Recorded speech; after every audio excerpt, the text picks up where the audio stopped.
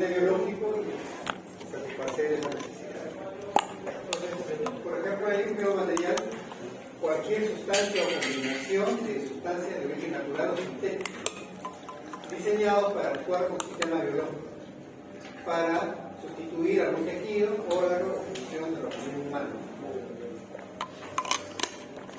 Por ejemplo, tenemos que hay un desarrollo del bioriñón. Todavía no existe un bioriñón funcional, pero está muy cerca. Corazón artificial, aparentemente, se lee que sí hay, no hay todavía. Pero así como este avance tecnológico, en algún momento se va a dar. Más pronto que tarde. Entonces, los biomateriales vienen a ser, por ejemplo, conformados por polímeros, por ejemplo, ¿no? ¿Ya? Entonces, por ejemplo, ¿en qué se usan, no, los polímeros? Suturas, ¿no?, de vasos sanguíneos, cavidades de cadera, orejas, nariz, cartílago, fémur, cosas, ¿no?, que están ligadas a la medicina, ¿no? Cerámicos, por ejemplo, lo que le estaba diciendo, las curaciones, no puede ser cualquier material, es un material que sea lo más parecido a la dentadura, ¿no? Bien. Pero se utiliza como un material cerámico, ¿no?, como un componente biológico, por eso es biomaterial. ¿Ya?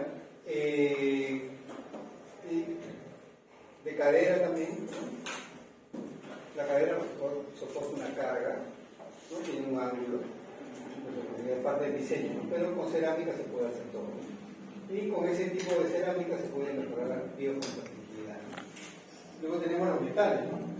Y aquí vienen las articulaciones, ¿no?, placas, clavos. Por ejemplo, un accidente se le rompe el hueso, ¿no?, el fémur. Entonces le colocan un corrido, pero no puede ser cualquier corrido.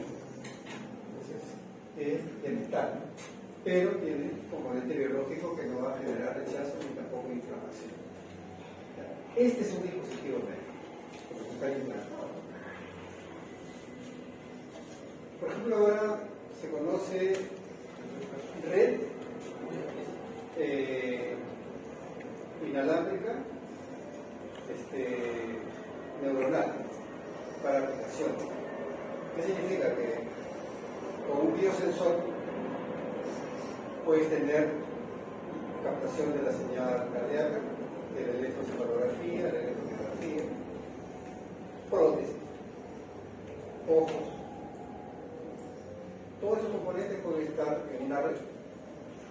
Puede ir al médico, a la ambulancia, o puede ir al hospital. Con un solo biosensor pueden tomar todas esas señales. Y también una prótesis. La prótesis también puede ser mapeada, puede ser monitoreada, ¿no?, para ver, por ejemplo, si está... hay algo que se conoce como fenómeno de la marcha. La persona camina y tiene una forma de caminar, ¿no? Entonces, puede estar, digamos, inclinada, camina mal, entonces, problema de la columna. Entonces, con eso se puede ver si el paciente camina adecuadamente, ¿no? Entonces, por ahí, le damos un implante y ya cambiar su marcha. Es un niño que nació haciendo ese estudio, ¿no?, y arreglando esa prótesis. Entonces hay que monitorear la realidad. Entonces, los biomateriales, ¿no?, una prótesis también puede ser monitoreada con una red, ¿no?, inalámbrica corporal. Está en desarrollo. Ya hay varios prototipos, ¿no?, hay papers sobre esos temas, ¿no?, pero está todavía en investigación, ¿no?, porque como ustedes más o menos se imaginan o deben conocer, que para que algo sea válido tiene que haber un estudio que lo valide. Como la vacuna, por ejemplo. ¿Una vacuna es buena o no? No se sabe, no tenemos el estudio. Y luego hacer una interpretación y finalmente dar los resultados. Pero no solamente en una población, sino en diferentes poblaciones. Y eso le va a dar una certeza de que esa vacuna funciona. Porque las vacunas que han venido no han venido sin ningún estudio. Se investigó, se puso, no usado en personas tiene toda una normativa en la cual se tiene que seguir. Entonces, el biomaterial no es un equipo médico, pero es un dispositivo médico. Todo lo que se usa en personas es un dispositivo médico.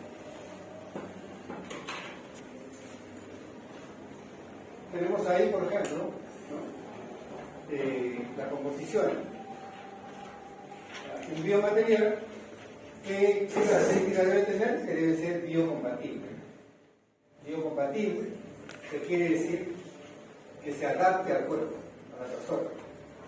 No que sea pues algo impuesto y que vamos a ver si funciona o no, puede causar inflamación, no es. Por eso la denominación biomaterial significa que va a ser adaptable a la persona. Tiene que ser económico, ¿no? Reproducible y de fácil fabricación. O sea, no puede ser tan complejo, tiene que ser fácil de reproducir. Sea de las cuerdas.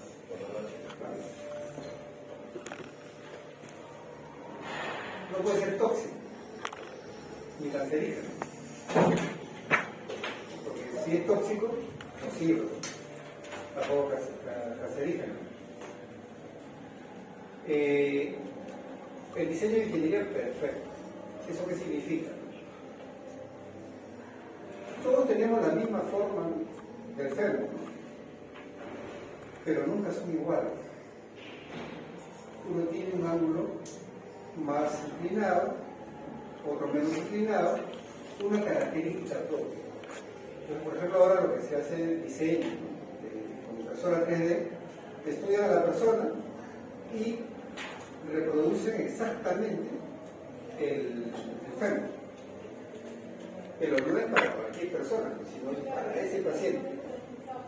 Entonces, por eso dice diseño de ingeniería perfecto. Tiene que cuadrar ahí, entonces, para medir el fenómeno de la marcha, ¿no? Todos esos cuadros que aparecen ahí, los gráficos, tienen que ser iguales. O sea, reemplazan, ¿no?, a cualquier articulación, pero tienen que tener el mismo peso, el mismo ángulo. Porque una persona, todas las personas son diferentes. Tenemos características similares, pero no es igual. El hueso, todo es diferente. Tenemos unos márgenes. Por ejemplo, cuando decimos que una persona no tiene líquidos, ¿no? O sea, grasa acumulada, ¿no?, colesterol, etc. El colesterol puede ser hasta 200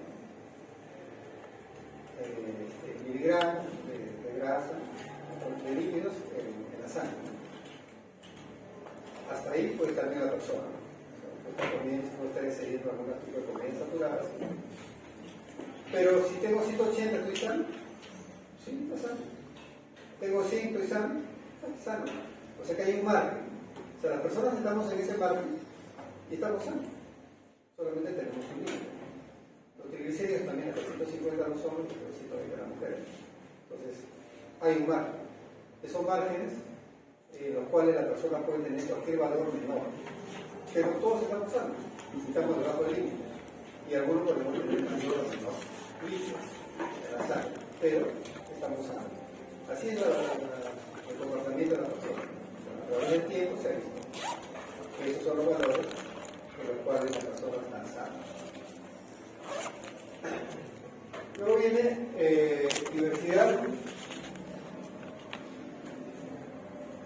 densidad y peso adecuado. Justo lo que les estaba comentando,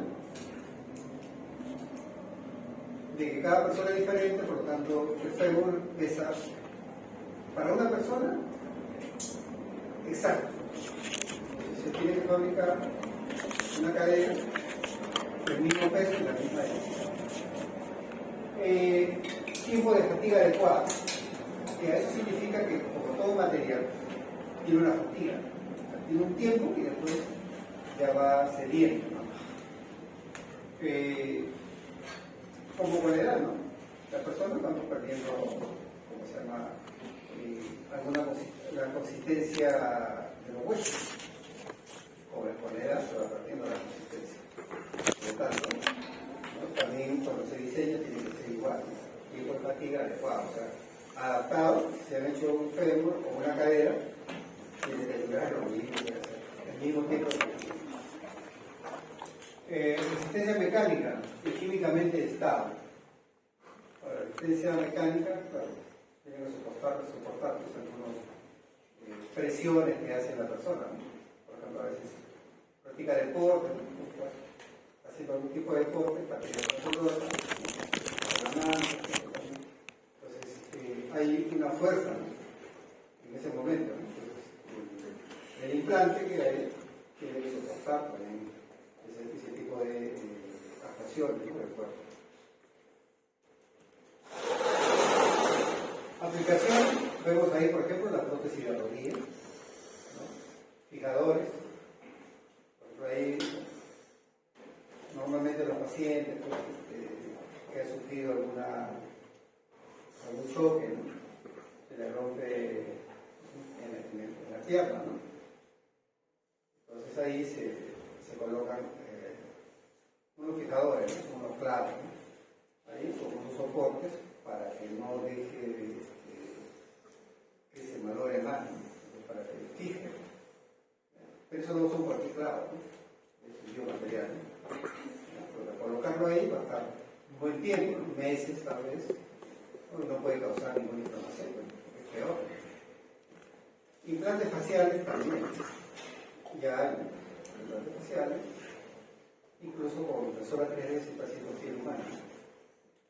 Eso también. Normalmente lo que se hacía, ¿no? Si tenía un problema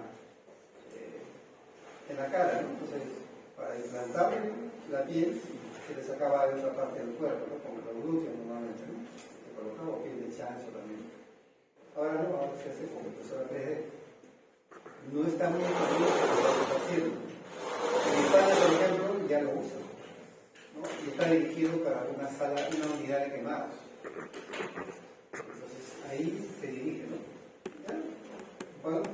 Va a pasar corto tiempo y ya va a haber bancos de piel para este tipo de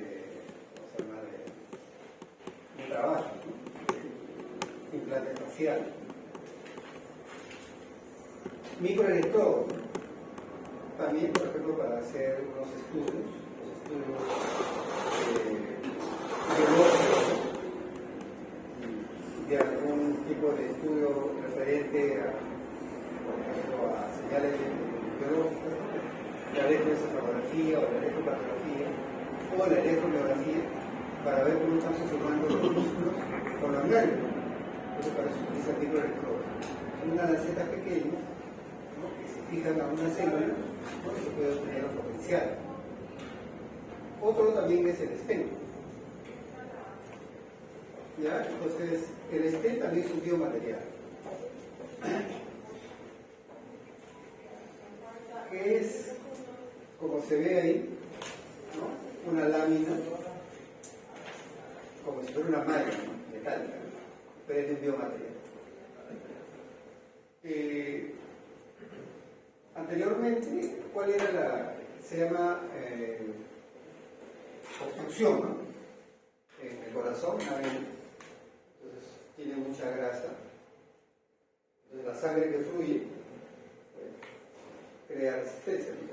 Y empieza a pasar poca sangre, ¿no? Entonces no hay una fluidez normal, o sea, el flujo es bajo, ¿no? Y el paciente tiene una opresión en el pecho. Eso se llama una obstrucción, ¿no? Del corazón. ¿Qué es lo que hacían anteriormente, ¿no? Llegaban a la zona afectada, cortaban y luego hacían un bypass, ¿no? Esa zona ya se quedaba inhabilitada y era un bypass, ¿no? Esa es historia antigua. Ahora, ese stent se coloca en un catéter, se lo van viendo con un equipo, ¿no? De rayos X, se llama angiógrafo. Colocan el catéter y lo van viendo, el médico lo va viendo, va siguiendo el catéter, llega a la zona afectada, pero el stent llega desinflado, digamos. Llega a la zona afectada que antes hacían el bypass, llega, como está llegando con catete que tiene aspiración, aspiran esa grasa que está ahí, aspiran y inflan el catéter, o sea, el stent, inflan. Y la vena que estaba obstruida, nuevamente vuelve a circular. Ese es el stent. Y el stent puede ser un biomaterial que se degrade ahí mismo, ¿no? O sea, que ya no sea necesario sacarlo, ¿no? Así se vuelve como parte del tejido. O también hay otros, los primeros, los cuales se tenían que extraer después de un tiempo, ¿no? Pero ahora ya la tecnología está en el stent, se convierte en parte del tejido y se queda ahí. Entonces, ese es ahora el tipo de trabajo que se hace. El bypass era complicado, porque tenía que abrirlo, sacar la parte del corazón, y hay un equipo que se llama bomba corazón-pulmón. Entonces el corazón, la sangre circulaba a través de esta bomba corazón-pulmón, ¿no? Y oxigenaba todo el cuerpo. El corazón se sacaba, ¿no? Y hacían el trabajo del bypass. Luego terminado, volvían a colocarlo, apagaban la bomba y una desfibrilación y el corazón empezaba a latir. Alto riesgo. Ahora ya no, ambulatorio. Así que vamos a hacer, le van colocando el té, 2 horas al día que acá, observación que te hacía, 2 días de descanso, tranquilo, y ya está. O sea, ese tipo de cirugía ya ha tenido una repercusión, ya no se hace. Y así hay otro tipo de patologías. Entonces también hay, por ejemplo, la prótesis de cadera, ¿no? Lo que hemos hablado, ¿no? Prótesis de rodilla, prótesis de cadera, que son para las articulaciones, tienen que tener el peso exacto y diseñado exclusivamente para ese paciente.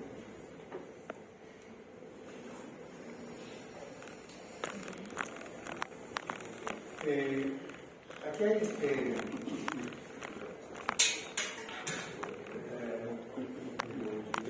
¿hay wifi? Sí, está conectado. ¿Está conectado?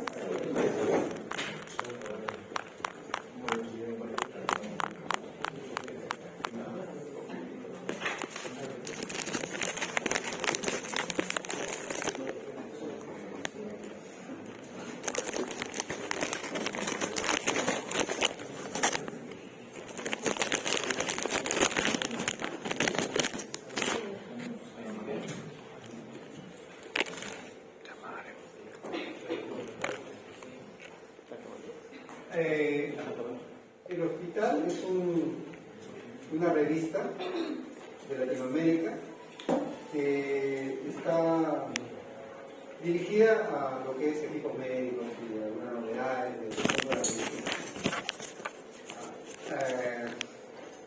Ustedes pueden buscar la página y inscribirse y le van a llegar actualizaciones de los equipos que hay.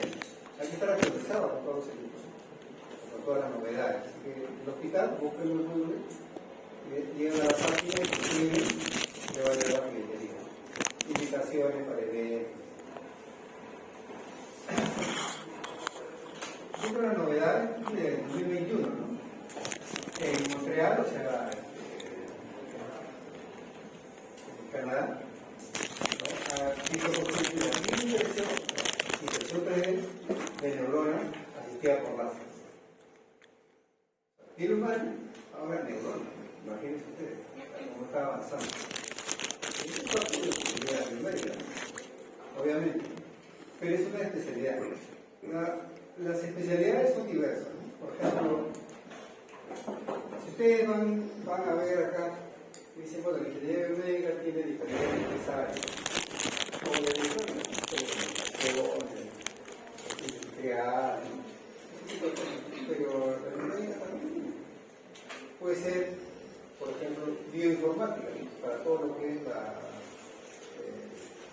los diagnósticos, ¿no? O los estudios de población, vulnerables como niños o personas con ciertas discapacidades. En general, la informática juega un papel importante, la bioinformática. La ingeniería de rehabilitación, por ejemplo, de la prótesis, el diseño de prótesis, esas cosas también. Imágenes médicas, también. Y siquiera las imágenes médicas en general, sino que imágenes médicas para medicina nuclear, donde hay diferentes tipos de equipos, cámara gamma, PET, tomógrafo de emisión de positrones, y una especialidad por cada equipo, resonadores magnéticos, tomógrafos. Hay una gama de equipos y mientras van apareciendo más, a la persona que se especializa en cada equipo, en un equipo en particular. Es como que si un hospital compra un equipo, el ingeniero que está ahí se especializa en ese equipo.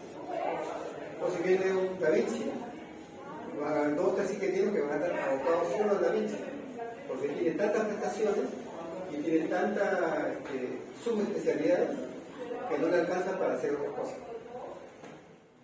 La parte de la gestión de lo que es ingeniería clínica. Por ejemplo, ustedes saben que en el país no se compra bien. Necesitamos gente que sepa gestionar las compras. Conocer los equipos y comprar bien. Yo diría que la privada, el Estado, 90% de la oferta de salud en el país es del Estado. De salud, Ministerio de Salud, municipalidades, con las clínicas municipales, el Ejército, la Marina, la Aviación, la Policía, ONG, todo el Estado. Y 10% hasta menos la clínica privada, la San Pablo, Aguda. Si sumamos la cantidad de 18.000, creo que hay ahora, ¿no? ¿Cuánto sería? Menos de 2.000 clínicas particulares. O sea, quiere decir que el grueso de compras y el Estado somos todos. Por lo tanto, tenemos que estar comprados. ¿Y dónde está la falta de profesionales más necesarios? Los gobiernos regionales. Porque normalmente en Lima es donde se concentra, ¿no?, la mayor cantidad de personal capacitado, no quiere decir una región. Aparte que aquí hay más meritocracia, ¿no? No tanto como debería haber, ¿no?, pero todavía aquí hay meritocracia. Sin embargo, en las regiones no hay meritocracia, un poco alegre, entonces compran muy mal, me parece es un poco de... ¿Ya? Entonces, ahora por ejemplo, esta especialidad de impresión 3D, neuronas, ¿qué cosas más se pueden hacer? Muchas cosas más. Entonces, es algo que les comparto, que no es tan nuevo, ¿no?, en el 2021, pero en la Universidad de Montreal han desarrollado pues, este tipo de bioimpresión, ¿no?, asistido por láser, ¿no? Y acá en esta página no pueden ustedes encontrar todo lo que han avanzado, ¿no? Por ejemplo, acá, cómo aplicar la tecnología 3D en la medicina fetal. Si ustedes podríamos entrar y mirar, ¿no? ¿Bien? Por ejemplo, para la tecnología fetal, ¿no?, para la medicina fetal, o sea, cuando el paciente está gestando, ¿no?, y se puede ver el feto, ¿no?, que puede tener algún tipo de patología, ¿no? Entonces, cómo aplicar la tecnología 3D en la medicina fetal, ¿no?, para determinar, por ejemplo, una patología. Ahora ya se puede determinar, ¿no?, que el paciente, el feto, va a ser Down o va a tener alguna otra patología. Entonces, por ahí va un poco el tema, ¿no? Entonces, bueno, ahí hay otros conceptos, ¿no?, o sea, de algunos países, ¿no?, donde, bueno, se ha dicho, no hay nada todavía definido, ¿no?, pero cortar el embarazo si se determina que está cerrado, ¿no? O también si va a tener alguna insuficiencia, ¿no?, por ejemplo, como nacen algunos niños, ¿no?, con insuficiencia renal o cualquier otra insuficiencia, ¿qué es lo que pasa? Entonces, también dice que puede ser que puedan cortar el embarazo y lo hagan. Sí, ¿no? Más que una pregunta, es una curiosidad. Yo recuerdo un error de leí, pero decían que con el avance de la tecnología, quizá ingeniería clínica o algo como que prescribía todo lo genético en pacientes en fetos con Down o así. ¿Es posible eso? O sea, ¿sería posible? Bueno, sí es posible. Sí es posible. Pero, o sea, lo que digo es que de verdad se puede, o sea, se puede prevenir que nazca con el nace así de enfermedad, no, la idea es cortarlo, ¿no? Porque es difícil al feto intervenirlo para cambiarlo. Porque es algo que, por ejemplo, los genes, ¿no? Están ahí, el desarrollo del feto es de acuerdo a una complicación. Por ejemplo, los pacientes, o sea, los gestantes, si tienen presión alta durante el embarazo, va a afectar al paciente, o sea, al feto. Y el feto puede nacer con alguna problemática o una patología.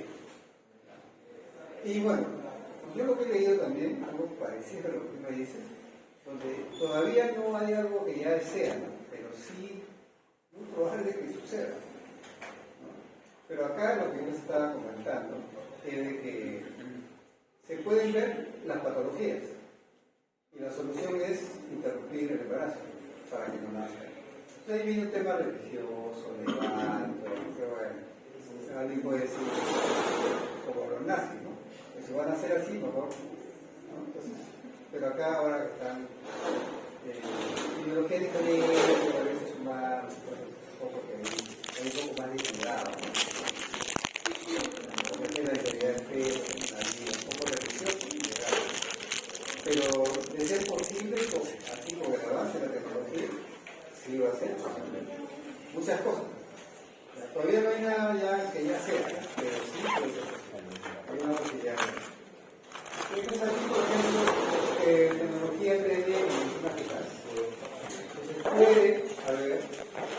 puede darse algunos avances, más que todo para ver.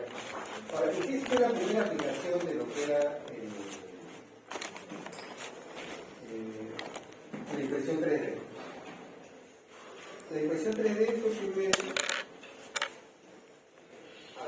un médico cuando más o menos identifica la patología con un rayo X, va a intervenir por el hongo, con la articulación. Entonces, pero no ensaya, no hay como ensayar. Entonces, ¿qué hicieron? Copiaron al paciente con un tomógrafo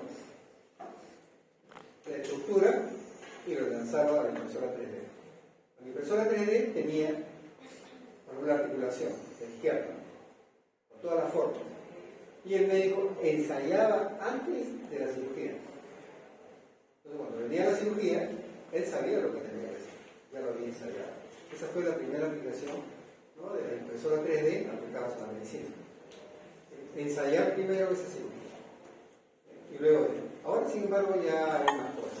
Hacer piel humana ya es otro tipo de tecnología. Las impresoras han cambiado. Las primeras tuvieron, ¿no?, tenían que colocar un material que sea como un torno, le daba forma. ¿No? Esa es una. Y así han ido desarrollando. Ahora hay otros en los cuales se coloca no un material sólido, sino un líquido. Porque tú, ¿cómo vas a hacer piel humana con un material sólido? ¿Cómo haces? Es complicado. Pero es un líquido, porque la piel tiene varias capas. Es un líquido donde le das la forma que tú deseas y luego emerge como si fuera un ploma de los piel. Y por capas. El nuevo avance de la tecnología 3D. Tiene un nombre ahí, no recuerdo, pero estamos en esa etapa. Ya estamos con la fresadora, con el torno, de la forma. Lo primero que se hizo, ahora ya no, ahora hay todo eso. Las torres es igual, también no es que tornea, ¿no?, un material, es también líquido y luego sale. Entonces, esos son los avances que hay, ¿no?, en esta nueva tecnología. Hablar de especialidades ya dichas, claro, pero habría que agregarle unas cosas que van surgiendo. Por ejemplo, ¿y por qué en estos tiempos estas tecnologías están avanzando tanto? Si nos remontamos, por ejemplo, a la Segunda Guerra Mundial, en la primera hubo un incremento de tecnología en tanques. En la Segunda Guerra Mundial ya nació otra ventiladores.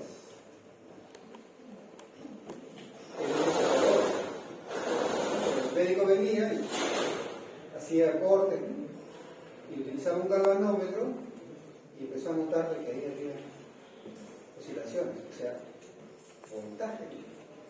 Hay voltaje acá en el cerebro. Y ahí nació el primer electroencefalógrafo y el electrocardiógrafo. Por EITO se generó. Pero en la investigación fue en base a la guerra, un evento, ¿no? Que era una crisis grande, ¿no? A nivel mundial, y su invento. Los pacientes tenían dificultad respiratoria, ¿no? Los alemanes, Draghi, ¿no? Empezó a hacer su pulmón, el primer pulmón artificial, su primer ventilador, nació en la Segunda Guerra Mundial y ahora se ha desarrollado. Draghi es una empresa alemana en ventiladores, una buena marca, ¿no? Ventiladores pulmonares, ¿no? Y desarrollaron la industria. Y ahora, porque estamos hablando de inteligencia artificial, estamos hablando de tres cosas más. El COVID es una emergencia mundial. ¿Ustedes saben cuánto tiempo duró para hacer una vacuna, por ejemplo, para la fiebre española? ¿O cuánto tiempo duró? Duró años, hasta siglos, para lograr una vacuna. La poliomielitis, ¿cuánto tiempo? Años. ¿Cuánto ha sido encontrar una vacuna para COVID ahora? 6 meses. Por menos de un año. El avance es rápido, porque están en crisis. Entonces utilizaron su mejor tecnología y lograron sacar una vacuna apropiada. Y varias vacunas, pero algunas mejores que las otras. Pero ya no van a ser 100 años, sino un año, que es mucho decir.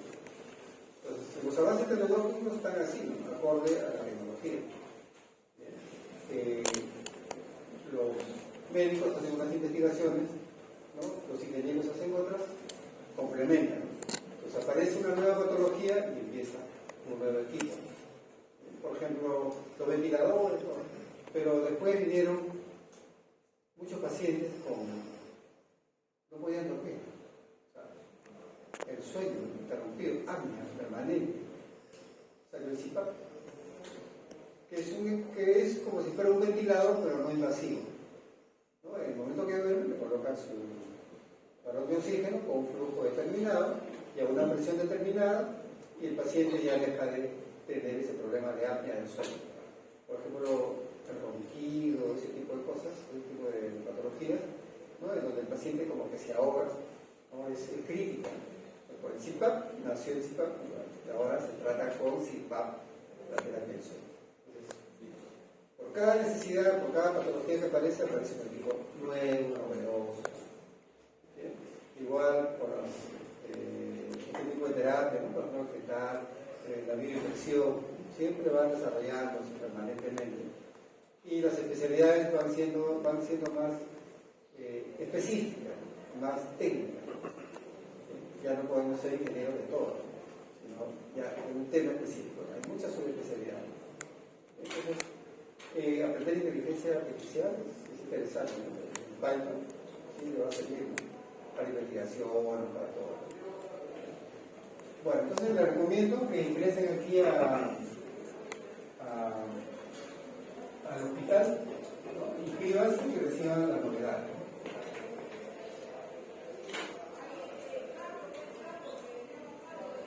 Ok, entonces hemos visto, por ejemplo, todos los avances tecnológicos que hemos hablado. Y este curso de implementación biomédica está referido a instrumentos de aplicación médica. Vamos a ver una estructura básica de un sistema de implementación.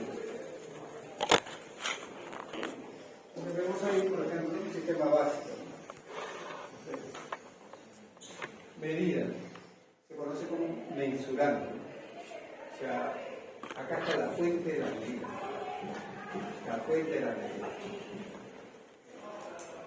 Si vemos un diagrama de bloque de un electroencefalógrafo, de un electromiógrafo o de un electrocardiógrafo, vamos a ver que es igual a esto. Igualito. Vemos aquí, por ejemplo, un sensor. Ese sensor va a captar la señal que emite el cuerpo. Por ejemplo, la electrocardiografía emite voltaje, milivoltios. El cerebro, microvoltios. El músculo, microvoltios. O sea, señales muy pequeñas, de baja intensidad. Entonces necesita un sensor, ¿no? Luego, una alimentación, obviamente, o sea, una fuente de poder, pero no la fuente de poder que conocemos de la computadora, ¿no? De cualquier otro equipo, ¿no? Que no sea médico, sino una de fuente aislada para proteger al paciente. Luego de haber censado esta señal, ya viene el procesamiento de señal. Anteriormente era pues con todo un sistema, ¿no?, de lógica cambiada, ¿no? Ahora ya no, pues, no, ahora hay procesamiento digital de señal. Y puede ser inclusive hasta filtros digitales, ¿no? O sea, programas. Finalmente ya no hay tanto hardware, ¿no? Ya el software es el que tiene la función primordial. Antes había procesadores grandes, ¿no? Ahora filtro digital. Luego el procesado, ¿no?, tendría un convertidor análogo a digital y pasaría a un dispositivo de salida, que puede ser una pantalla, una impresora. Dentro del procesado puede tener una memoria. Hay algo que se conoce como tendencia. ¿Qué significa tendencia? Por ejemplo, si quiero monitorear a un paciente las 24 horas para saber cómo le va, por ejemplo, la presión. Entonces, cada 15 minutos le tomo la presión. Esto va guardando en una memoria y finalmente un gráfico. Todo el día, 24 horas, 48 horas, lo vas monitoreando. Pero es un gráfico que se llama tendencia, ¿no? Tiene 180 de sístoles, diástoles, 120 de sístoles y 80 de diástoles. 80, y a veces tiene una subida, luego baja, depende, ¿no? Si la persona está roncando, se niega la presión, o se baja la presión también. Entonces, eso se llama tendencia, para mirar cómo va progresando. Ya se ve con un gráfico, no con números, sino con gráficos. Un caso clásico es, por ejemplo, el Instituto Nacional de Salud. La vacuna tiene que estar a menos 70 grados Celsius, con una variación de más o menos 2 grados Celsius máximo. Si no, la vacuna se pierde. Hay que hacer un seguimiento. Entonces, igual, una tendencia. El que ven ahí, tendría que ser una recta, y lo sube un poco, ¿no? Entonces, si no ha pasado del rango, entonces esa vacuna está todavía bien. O sea, el equipo está calibrado para que no tenga subidas y bajadas. Esa tendencia es importante, por ejemplo, para... No sé si han escuchado ustedes últimamente de que escenarios del MINSA habían comprado medicamentos, ¿no?, que tenían que estar a una temperatura, y cuando llegaron, en lugar de estar a menos 70, estaban a menos 20, no se veía lo que estaba viendo. ¿Por qué? Porque no hay un control de calidad en ese tipo de equipo. O los funcionarios que están ahí no saben. La cosa es que haya frío, necesita. Tiene que ser la temperatura que diga el laboratorio. ¿Bien? Entonces por ahí se perdieron vacunas, se perdieron varios medicamentos que debían estar a una temperatura, ¿no?, y que no era la adecuada. O sea, nunca vieron la tendencia. O sea, la primera que ven que hay una subida, han debido cambiar, buscar otro tipo de equipo, llevarlo a otro lugar. Pero bueno, esas son las cosas. Y bueno, transmisión de datos. Transmisión de datos, ahora todo esto ya no está estático, ¿no?, sino, por ejemplo, está en la ambulancia, está conectado. En la ambulancia, ¿quiénes están? Médicos, están paramédicos. Enfermeras, paramédicos, están. Entonces ellos no pueden dar un medicamento sin que el médico lo autorice. Entonces, ¿qué pasa? Le toca un electrocardiograma, no le van a mandar una foto, y envían por transmisión de datos, vía inalámbrica. En centro de atención, en el hospital, está el médico y recibe. Interpreta y le dice, ya, colócale tal medicamento. Entonces es así, ¿no? En tiempo real. ¿Sí? Entonces el paramédico inyecta algo que el médico le ha dicho. Pues el paciente se estabiliza, ¿no? Mejora y llega, o dura hasta llegar al establecimiento de salud y bueno, y recibe pues, su tratamiento. Para eso sirve la prevención de datos. Hay una realimentación con el control automático, ¿no? Para llevar o para llevar, ¿no? Es el cual un sistema para que sea estable tiene que realimentarse, ¿no? Tiene que recibir si se está midiendo bien o no. Ese realimento. Y luego hay algo que dice energía aplicada a radiaciones. Por ejemplo, en electroencefalografía, ¿qué es lo que sucede con la electroencefalografía? Por ejemplo, es tomarte una gráfica del funcionamiento neuronal. Si estás en un problema neurológico, el médico te dice, te toma tu electroencefalograma y después se encuentra que la encefalografía no se entiende. Algo falta, algo que tienes oculto. Entonces, ¿qué significa energía aplicada o radiación? Por ejemplo, lo incentiva con una luz, lo incita con una luz, a diferentes tipos de frecuencia, ¿no? O sonido también, diferentes tipos de frecuencia.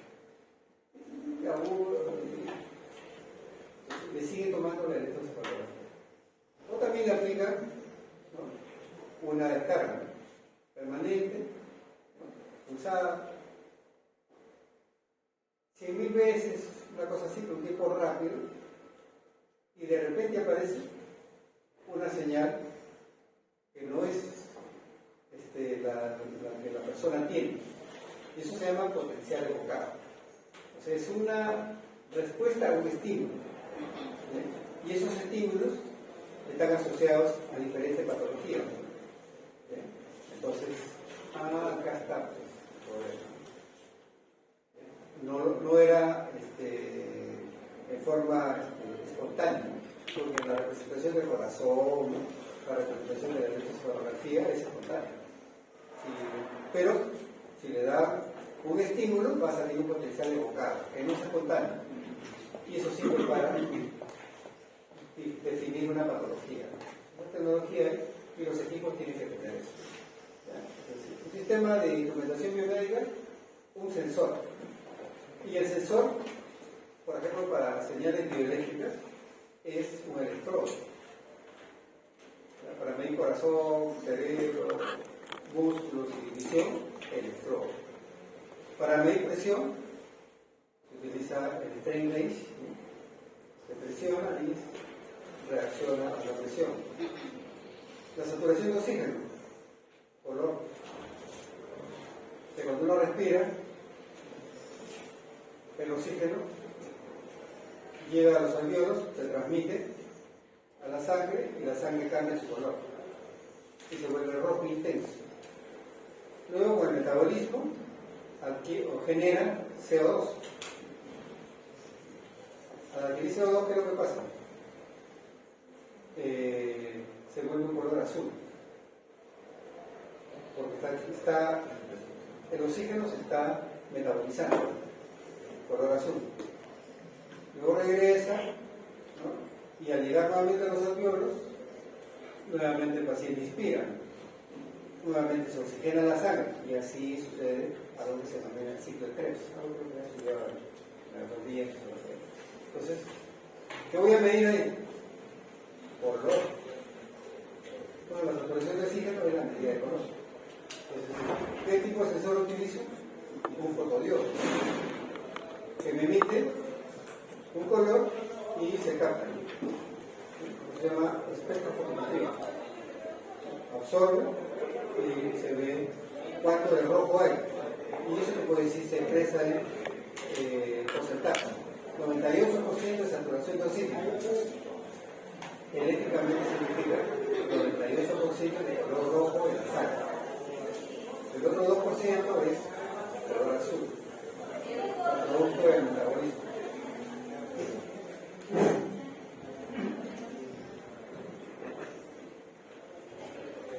La información obviamente va del hombre al instrumento. ¿Quién es el que genera la señal? El paciente, la persona. Entonces, las líneas discontinuas no son esenciales.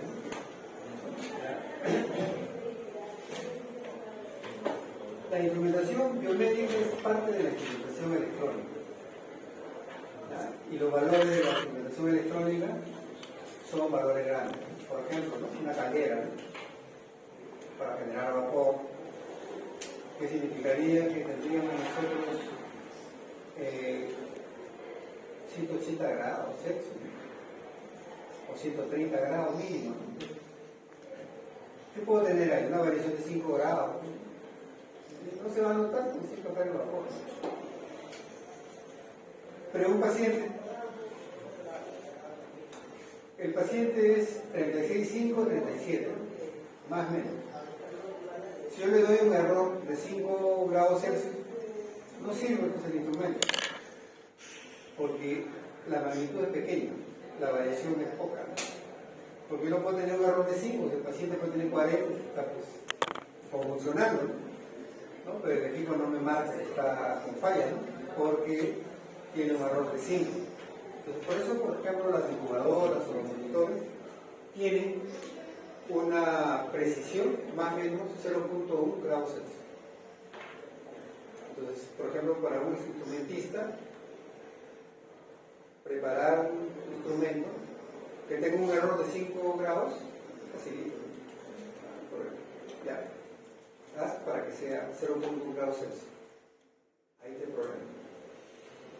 Y además, tú para poder vender un instrumento, tienes que cumplir una normativa, ¿no? La ISN 60601, lo habremos visto hace poco, ¿no?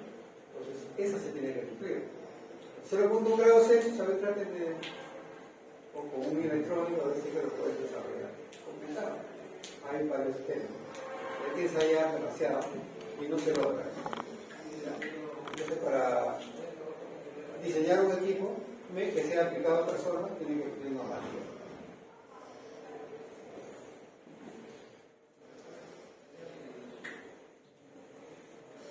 Bien, conceptos. Entonces, para saber qué cosa es la bioingeniería, qué es la ingeniería biomédica, o la filosofía misma,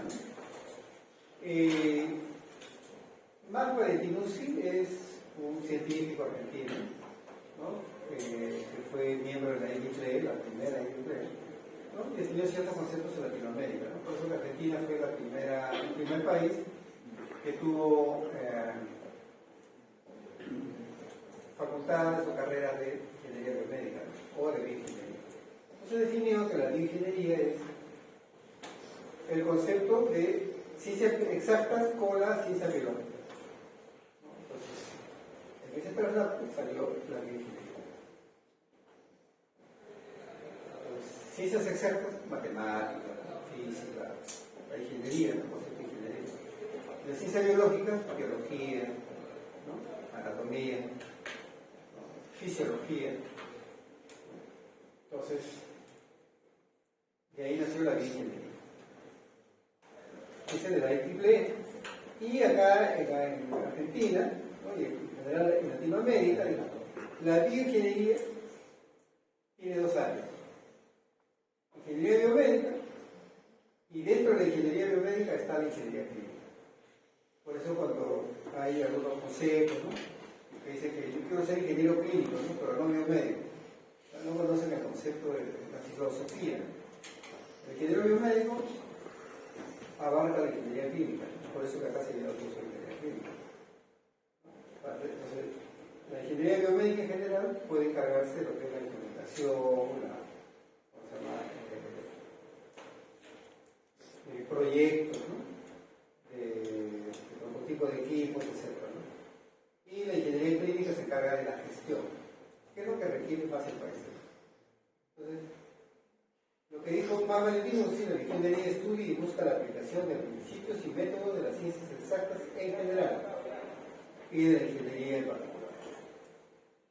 ¿Por qué creen que acá se ha creado una escuela de ingeniería biomédica? Porque es la Facultad de Ingeniería Electrónica, por eso. es la ingeniería que tiene el conjunto de conceptos ingenieriles para aplicarlo a la medicina.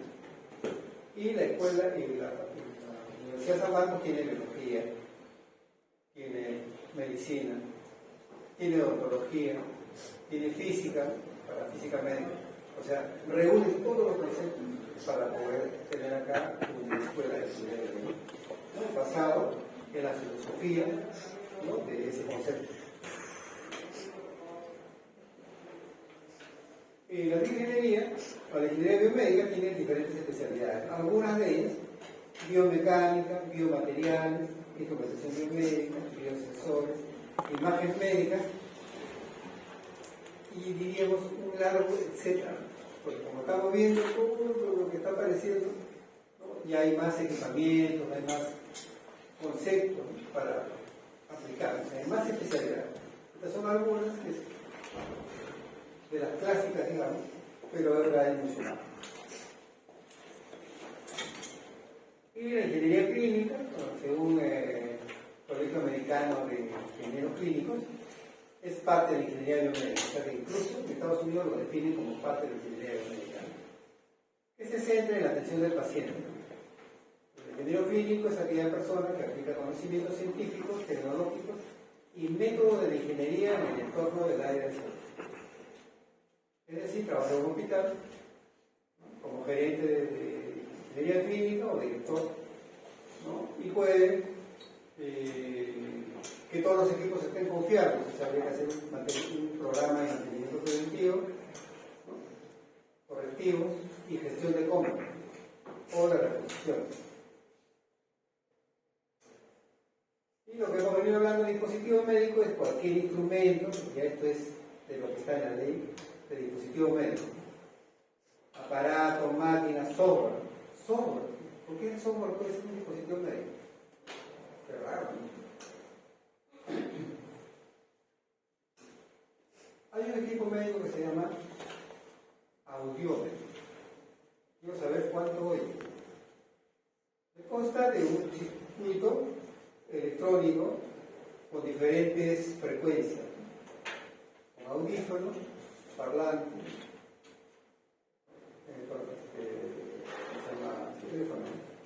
parlante, micrófono. Entonces le van enviando una frecuencia y el paciente tiene que responder, ¿no?, si lo escucha o no lo escucha, ¿no? Hay sonidos graves, ¿no?, diferentes tonalidades que el paciente no escucha, y le hacen un mapa, ¿no?, de cuánto escuchan. Se necesita, los agudos no lo escuchan, solamente algún tipo de tonalidad, entonces por lo tanto necesita cierto tipo de audífono ya graves. Pero en software también se puede hacer diseño, diferentes frecuencias. Le coloco un parlante y el paciente lo escucha. Entonces, no es un instrumento hardware, es una PC, una laptop, ¿no?, donde está este software. Ese software también es un dispositivo. También se requiere. Acá hay, acá en Perú lo han hecho. No sé si tenemos. Aunque, bueno, es un poco discutible porque no tiene un registro FDA, le falta un registro, pero sí funciona, sí se aplica. Por ejemplo, la clínica, lo que es seguridad y salud del trabajo, la aplica, tiene. Bueno, entonces, el software puede ser un dispositivo médico, puede ser un equipo biomédico también, de tecnología controlada. ¿Qué sería un equipo de tecnología controlada? ¿Ustedes han escuchado de electrocirugía? Un electrobisturí. Cuando un paciente, la cirugía lo ha cortado, por el efecto del calor genera un corte, una coagulación. Pero puede que el equipo exceda una potencia, puede causar daño al paciente. Este tipo de tecnología controlada va censando, ¿no?, la densidad del tejido y va disminuyendo o aumentando su calor, ¿no?, para generar el corte o coagulación, el efecto biológico. Entonces, es tecnología controlada, a eso se refiere. un monitor, por ejemplo, no necesita. Te vas a extraer la señal y no te va a causar un daño de monitoreo.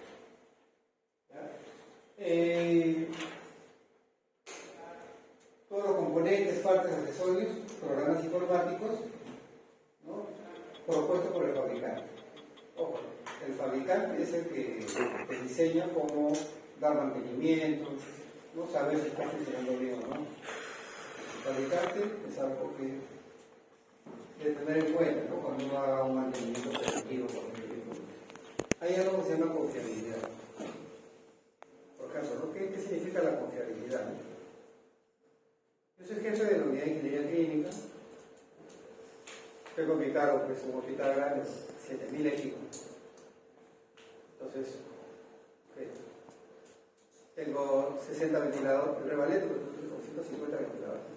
Entonces, y llegan pacientes. Cada día, un montón de pacientes. Entonces, ¿qué pasa si yo llevo el ventilador y a la hora se para?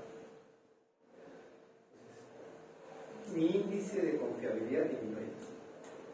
¿Y a qué se puede ver? Bueno, en el manual del fabricante dice que después de 5.000 horas tengo que cambiar un kit, ¿no? Porque como es neumático, entonces por ahí hay diafragmas o rines, en los cuales se vencen y entonces no levanta y no funciona adecuadamente. Entonces no da la presión, no da el flujo, o mal el equipo, a mantenimiento. ¿Y qué es lo que pasa? Que el ingeniero clínico, ¿no?, encargado, no ha seguido los procedimientos establecidos por el fabricante. Y eso hace que mis equipos no sean confiables. Pues se cae uno y se va a caer otro. Entonces el médico, con justa razón, te va a reclamar, ¿no? Oye, ¿qué pasa? Tú tienes que entregar tus equipos que funcionen, ¿no? Entonces ahí es el concepto de la confiabilidad, es que yo tengo qué es lo que tengo que hacer. El fabricante te dice que yo tengo que cambiar cada hora. O sea, los ventiladores dan mantenimiento por horas, número de horas. 500, 1000, 2500, 5000, etc. Fuera de un preventivo, ¿no? Menor. Porque si el fabricante me dice que tengo que cambiar algo, tengo que cambiarlo. Entonces yo tengo que hacer un programa de mantenimiento que me alerte, ¿no?, para mandar un personal para cambiar los repuestos en ese momento. Pero me olvidé comprar. Pero para eso está aquí, para gestionar las compras. Cuando llegue a las 500 horas, tú tienes que tener el repuesto y lo cambias. Cuando llega a las 5.000 horas, tienes que tener el repuesto y lo cambias. Entonces eso que hace que tu índice de confiabilidad suba. Y tú como ingeniero responsable también, ¿no? Ese ingeniero hace trabajo con conocimiento, ¿no?, y la aplicación, ¿no?, que corresponde. Entonces, eso es lo que uno debe tener en cuenta. Mantenimiento programado, ¿no?, de acuerdo al fabricante. Yo lo anoto en papel. No, nada que ver. Es un sistema informático. ¿Para qué? Para que te alerten. Y además yo quiero tener un reporte de fallas. No voy a juntar todos los papeles. Tengo que tener un registro histórico de la falla. Tengo que tener un sistema informático que me permite en cualquier momento saber. Entonces, mi índice de confiabilidad sube. En una clínica sería fatal. Vete, no eres competente. Entonces, eso tenemos que tener en cuenta. Los médicos tienen sus pacientes, ¿no? Y los biomédicos que tenemos, también pacientes, son los equipos médicos. Dan a nuestro cargo. O sea, nosotros tenemos que ver de que esos equipos estén funcionando. Y la única forma es aplicar las técnicas, ¿no? De tener conocimiento del equipo, programar adecuadamente, preventivo, correctivo, comprar los repuestos, ¿no?, y tener un sistema informático que permita saber, ¿no?, a ciencia cierta que los equipos están operativos. Eso significa entonces la confiabilidad del equipamiento. Y es algo que ustedes van a trabajar en eso.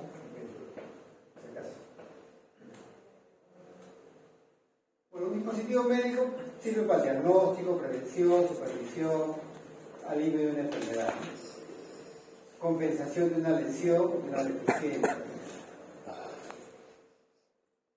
para investigación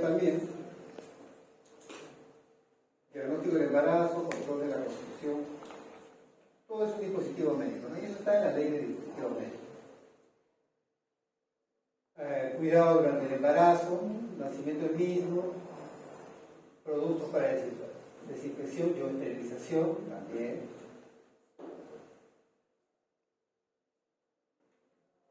Por ejemplo, acá es crítico el punto 6.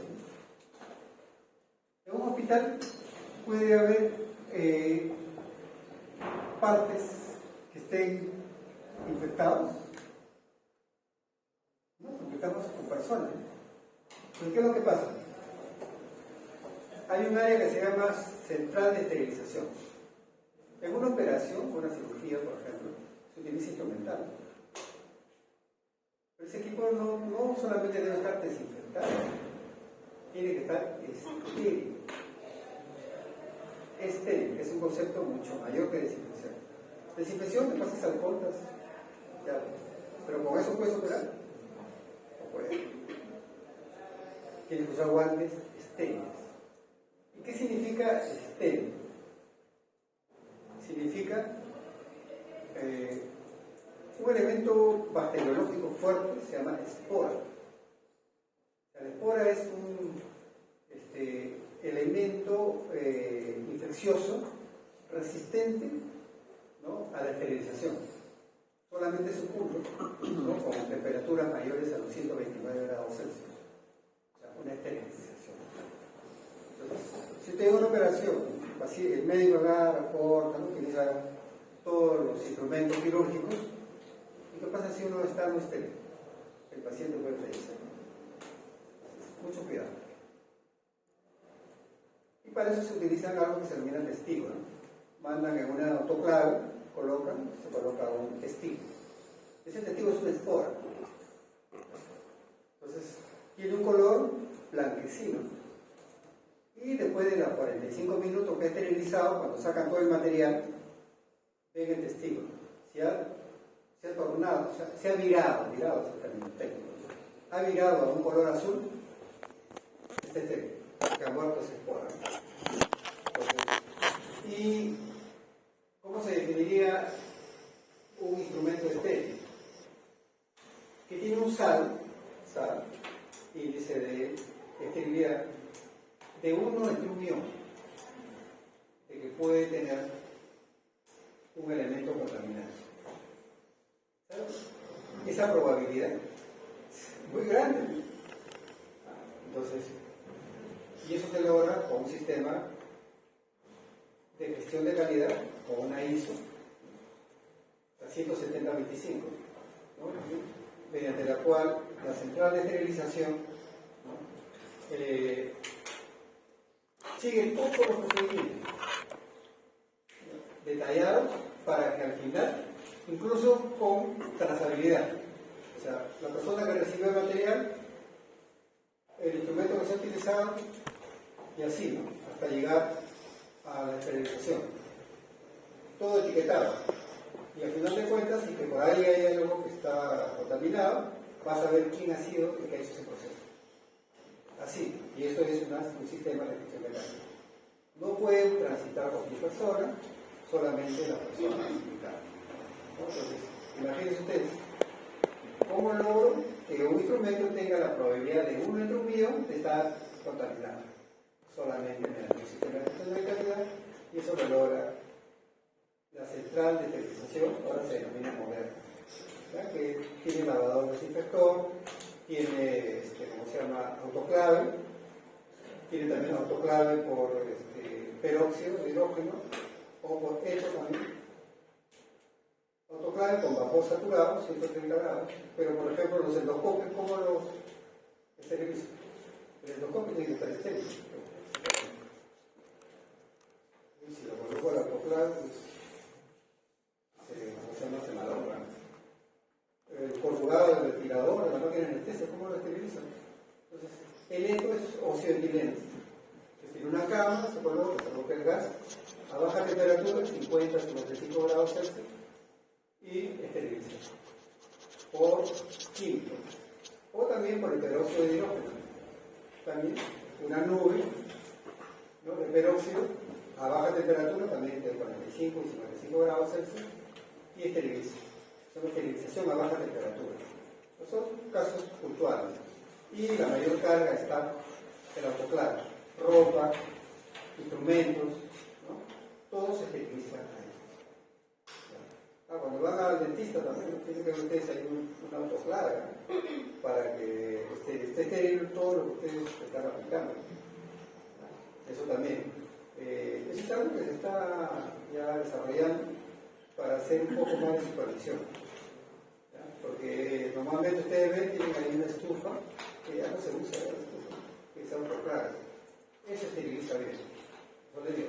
Averigüen qué significa sal en esterilización. SAL. Y ya luego para que se entiendan el concepto.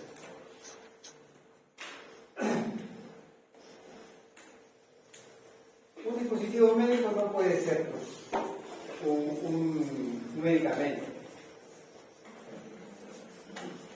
Ese no es un dispositivo. Un hospital, por ejemplo, ¿no? Un hospital es una definición así, digamos, no tan completa, ¿no?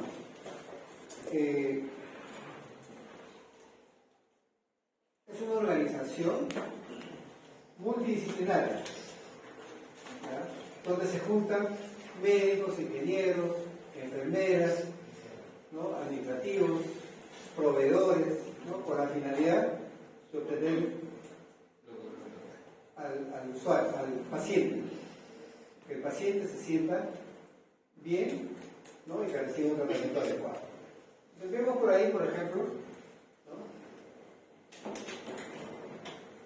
la estructura de un hospital. Es un hospital del Ministerio de Salud, ¿no? Normalmente tiene la dirección y luego tiene la unidad de administración y por acá está, ¿no? la gestión de la calidad, ¿no? Y la parte de lo que es asesoría, ¿no? Y por acá están todos los servicios. Hospital pequeño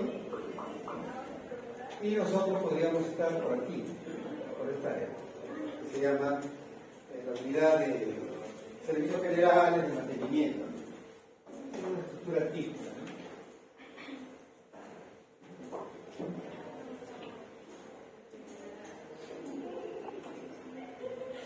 Entonces,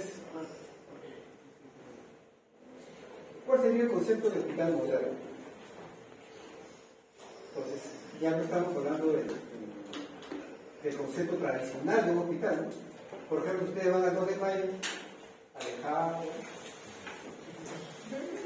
es lúgubre, me parece como muy incentiva a que, como se llama, el paciente se rehabilite. Entonces, el concepto de hospital moderno, ¿no? Conceptos de construcción, potencialidad actual y futura con herramientas como clínica. ¿Eso qué significa? Por ejemplo, cuando se diseñaban hospitales, ¿qué es lo que hacían? Venía el médico, el arquitecto y el civil. Hacía un cajón. Decía, bueno, y el que llevaba la voz cantante era el arquitecto, ¿no? Esta va a ser de esta manera. Un autoclave, un tomógrafo. Bueno, un tomógrafo que la vez pasada tenía, ¿cómo se llama? 60, ¿no? O 3 metros por metro y medio, ¿no? Y 80 centímetros. Construye un cubículo así, claro, un tomógrafo. Total, que cuando lo compran, el tomógrafo, no cabe. Hay que romper todo un tema. Y eso ha pasado infinidad de veces. Ese hospital del niño que está acá en San Borja, al tomógrafo que llegó, tuvieron que romper. Cuando llegó el autoclave, también tuvieron que adaptar, un tema. Ahora ya ha cambiado. Ahora ya estamos con los ingenieros electrónicos que llevan maestría, tienen experiencia, que ya están ahí.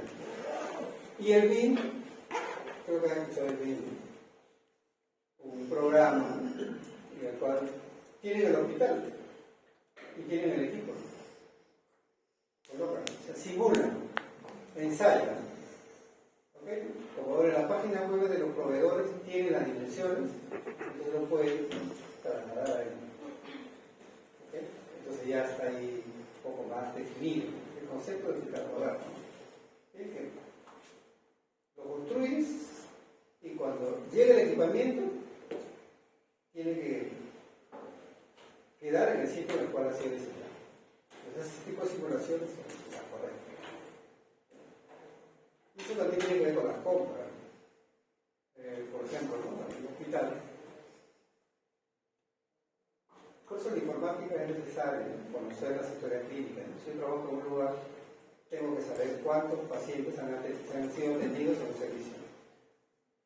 Entonces, si en un hospital tienen para tomografía, han ido 2.000 pacientes todo el año, de los cuales 1.800 eran para huesos, traumatología, y 200 para otro tipo de especialidad. Pero a la hora de comprar, van a comprar un tomógrafo de 64 portes, que es para estudios del corazón, y cuesta como 30 millones. ¿Y cuánto cuesta uno para traumatología? 1,5 millones, hasta menos, porque son de 12 cortes. Y el de 64 cortes con todo y el 128. Y eso servía para monitorear el corazón en movimiento. Entonces, hay que comprar 164, moderno, ya, no estaría bien. Pero si yo analizo como ingeniero y veo que solamente tengo 50 pacientes al año para corazón, mejor compro para los 1.800 que es para traumatología, para hueso, que para eso me sirve ese tumor. ¿Bien?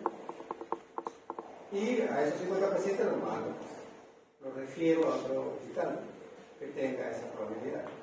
Al INCOR, que es especialista en corazón, que tiene su tumor. Entonces, tenemos también que definir, tenemos que ver, para proponer algo, tenemos que conocer también, ¿no?, cuántos pacientes han atendido en el hospital, ¿no?, de qué especialidad, para saber, ¿no?, y asesorar adecuadamente qué tipo de tecnología necesitamos. Y con eso le ahorramos pues, al hospital, ¿no? Eso pasó en el hospital Carrera, que compraron un equipo con esas características, de los cuales está subutilizado.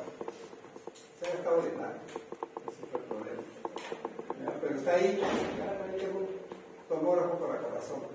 No lo uso, pero lo tengo. Una cosa más. El hospital tiene que ser altamente funcional. ¿Ya? Y funcional significa que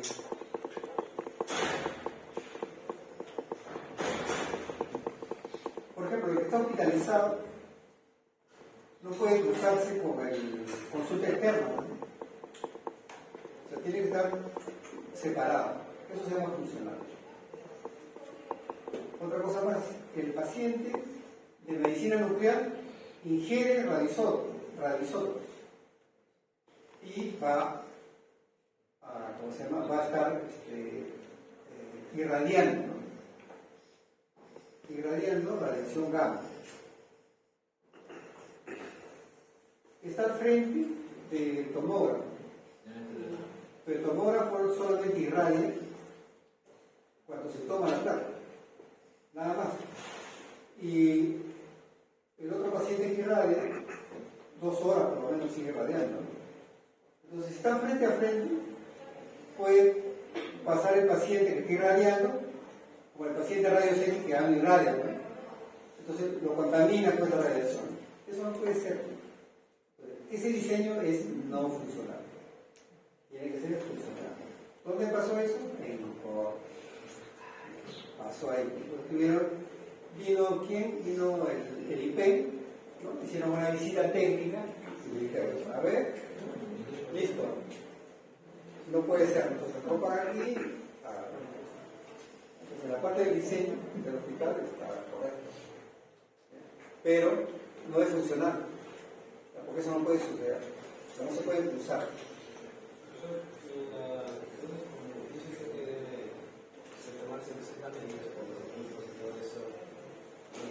La parte de la diseño del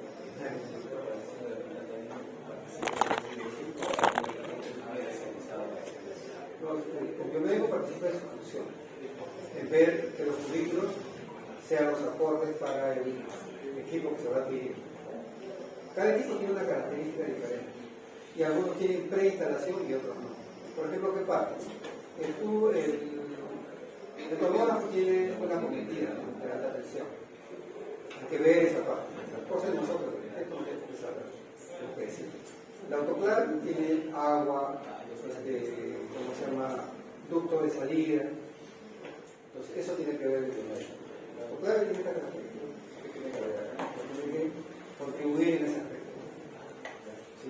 Conjuntamente, esto se llama multidisciplinario. Ya no es que el construir un hospital solamente es como se llama, el civil o el arquitecto, ¿no? Ya no es así, completamente. Y también para recibir los equipos médicos, ¿no?, para la adquisición. No te que no ha participado, pero el médico recibe los equipos médicos. Ya no recibe el médico, no lo recibe el arquitecto, no, el médico recibe. O sea, hay un área también ahí para eso. Conectable. ¿Ya? Conectable significa de que los servicios esenciales tienen que tener una conectividad, ¿no? ¿Ya? O sea, un camino seguro, accesible, ¿no? Por ejemplo, la ambulancia, los pacientes con discapacidad, por ejemplo, silla de ruedas, y hablar con un hospital no puede darse el lujo de no tener esas cosas. Eficiente. En este caso estamos hablando de recursos. Los recursos tienen que ser más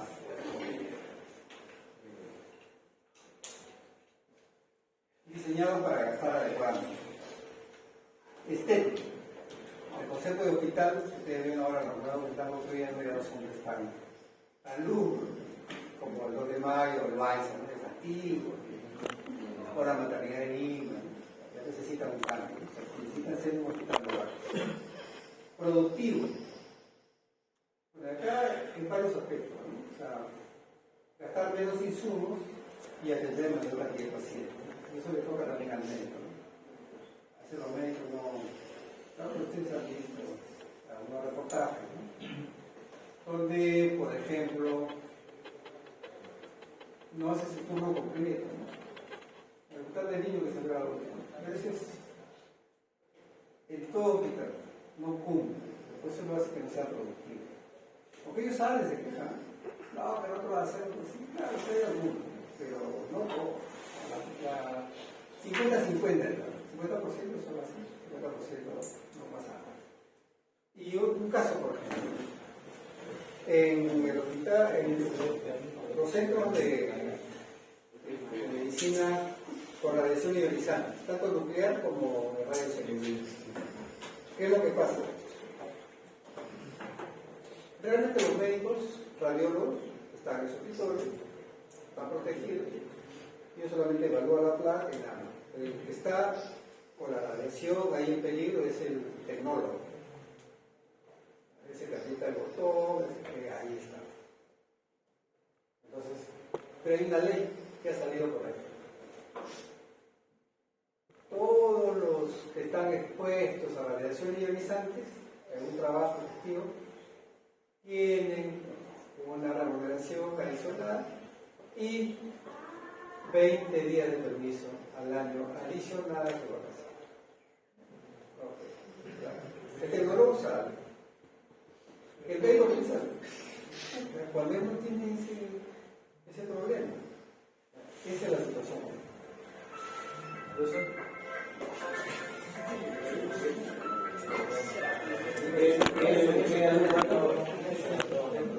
¿Sí?